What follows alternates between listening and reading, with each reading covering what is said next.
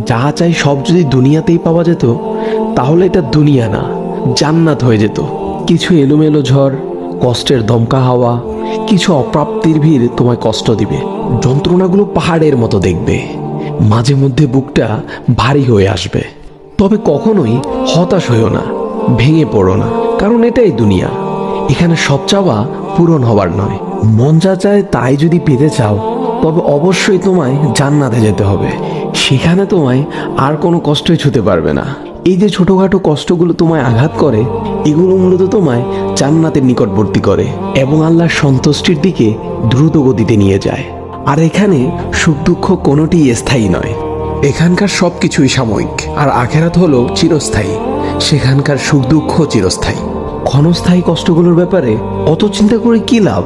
আল্লাহ সুবহানাহু ওয়া তাআলা বলেন, জান্নাতে তোমাদের জন্য তোমাদের মন যা চাই তাই আছে। তোমরা যে জিনিসের আকাঙ্ক্ষা করো তোমাদের জন্য সেখানে তাই আছে। সূরা ফুসসিলাত আয়াত নাম্বার 31। তাই স্বপ্নগুলো আখিরাতের জন্য বাঁচিয়ে রাখো। হতাশ হয়ে নিজেই নিজের উপর জুলুম করো না।